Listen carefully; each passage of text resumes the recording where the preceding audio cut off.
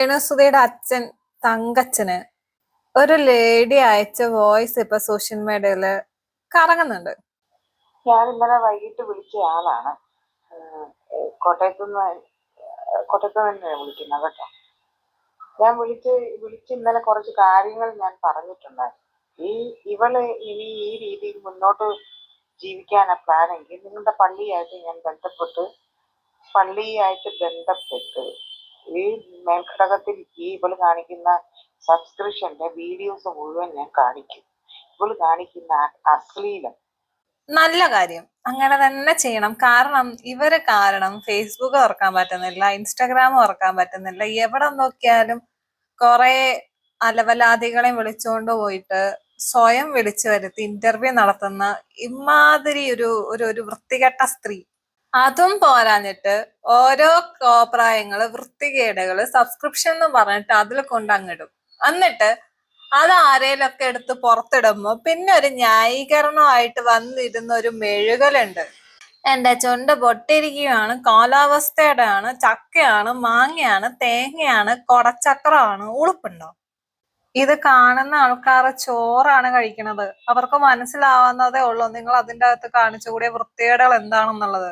പൊട്ടന്മാരൊന്നും അല്ല കാണുന്ന ആൾക്കാര്, അത്യാവശ്യ ബുദ്ധിയുള്ള ചോറ് കഴിക്കുന്ന ആൾക്കാരാ.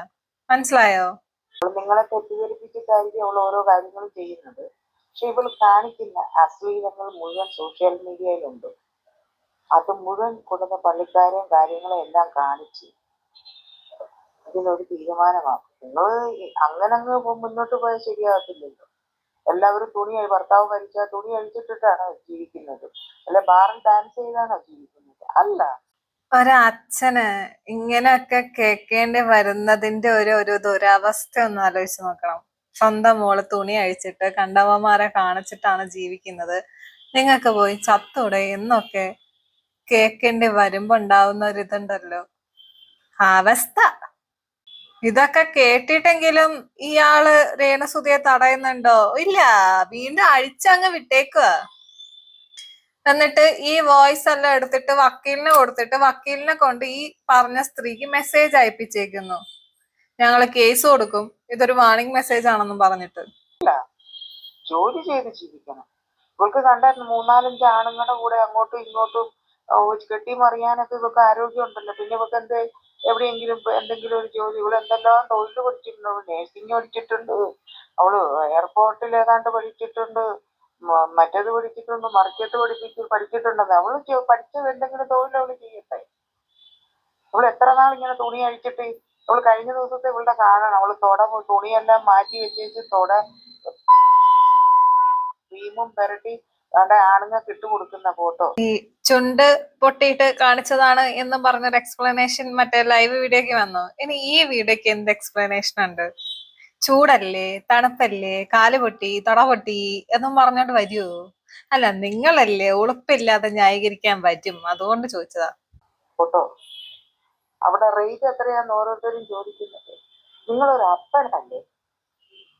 നിങ്ങൾ പള്ളിയിൽ ഏതാണ്ട് വലിയ ഭാരവാഹിത്വം വഹിച്ച് നടക്കുന്ന ഒരുത്തനല്ലേ?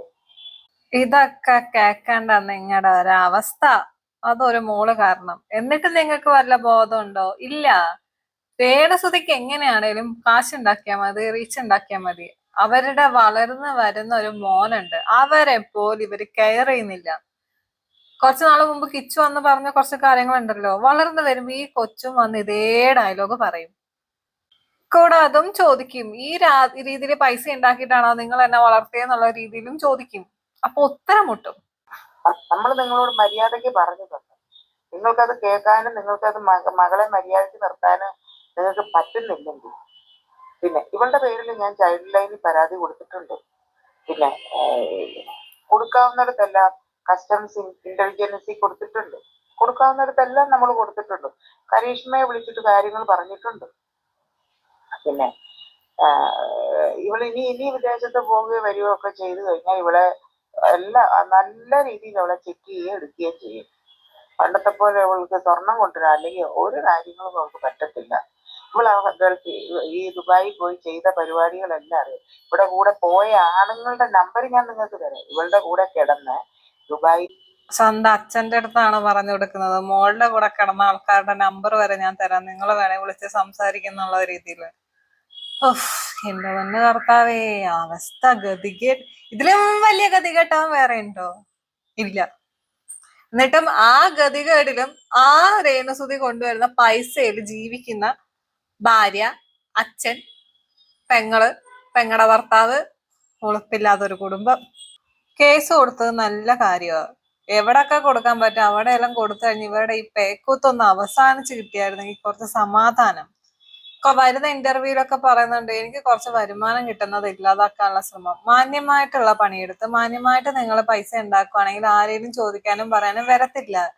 ഇത് ഒരുമാതിരി പുറത്ത് വിധവ എന്നുള്ള പരിവേഷവും കാണിച്ചിട്ട് അകത്തു പോയിട്ട് തുണി ഒരു കാണിക്കുന്നത് ഏത് രീതിയിൽ സപ്പോർട്ട് ചെയ്യണമെന്ന് അറിഞ്ഞൂടാ. പോയി കിടന്ന ആണുങ്ങളുടെ നമ്പർ ഞാൻ നിങ്ങൾക്ക് തരാം. നിങ്ങളൊരു തന്തയല്ലേ? നിങ്ങൾ നിങ്ങളുടെ മകളെ വ്യഭിചരിക്കാനാണ് പഠിപ്പിച്ചത്, വ്യഭിചരിച്ച് ജീവിക്കാനാണ് പഠിപ്പിച്ചത്. ബൈബിളിൽ പറയുന്നുണ്ടോ വ്യഭിചരിച്ച് ജീവിക്കാൻ? കർത്താവ് മരിച്ച സ്ത്രീകളെല്ലാം വ്യഭിചരിച്ചാണോ ജീവിക്കുന്നത്?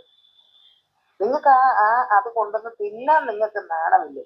നിങ്ങളൊരു തന്തയാണോ? നിങ്ങളൊരാണാണോ? സ്വന്തം മകള് വ്യഭിചരിച്ചിട്ട് കൊണ്ടുവരുന്നത് ഒരു കുടുംബം മൊത്തം തിന്നുന്നത്. നിങ്ങളൊരു നാട്ടുകാർ തന്ന ഒരു വീടിൻ്റെ അകത്ത് ഒരച്ഛനും എല്ലാവരും കൂടി തന്ന ഒരു വീട്.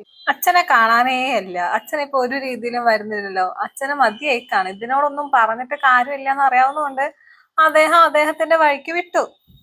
നിങ്ങൾ എന്തുവായി കാണിക്കുന്നതൊക്കെ? ഇതൊക്കെ നിങ്ങൾ ദൈവസന്നിധി നിങ്ങൾ കണക്ക് ബോധിപ്പിക്കേണ്ടി വരും കേട്ടോ.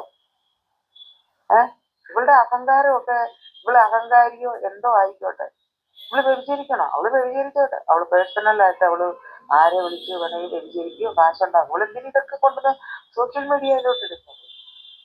ഇവൾ എന്തിന് സബ്സ്ക്രിപ്ഷൻ എടുത്തു?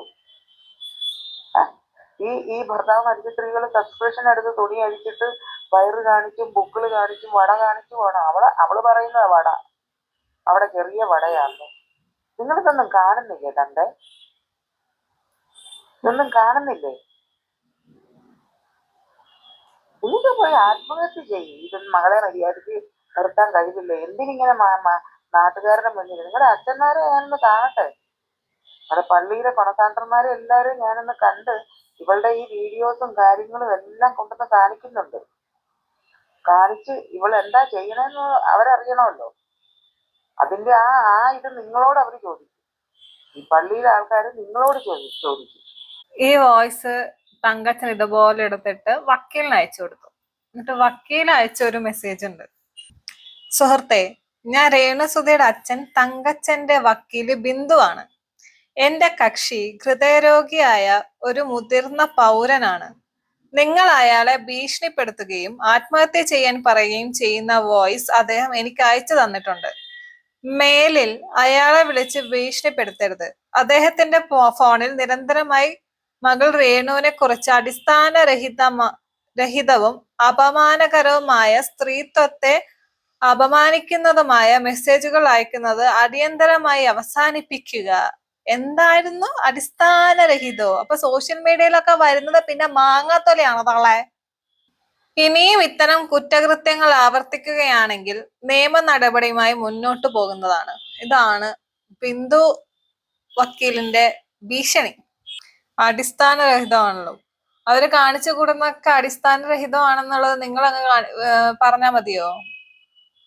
സോഷ്യൽ മീഡിയയിൽ അവര് കാണിച്ചു കൂട്ടുന്നതൊക്കെ അടിസ്ഥാനരഹിതം, ഇല്ലാത്ത കാര്യങ്ങള്. കൊള്ളാം എന്തായാലും വക്കീലിന്റെ ബുദ്ധി. ഒന്നും പറയാനില്ല അവരോടൊന്നും. ശരി എന്നാ.